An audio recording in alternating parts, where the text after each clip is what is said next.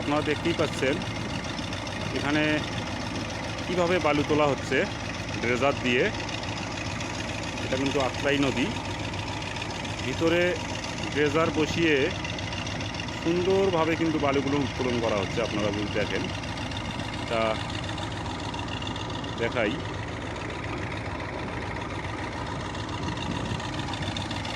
কীভাবে বালু তোলা হচ্ছে,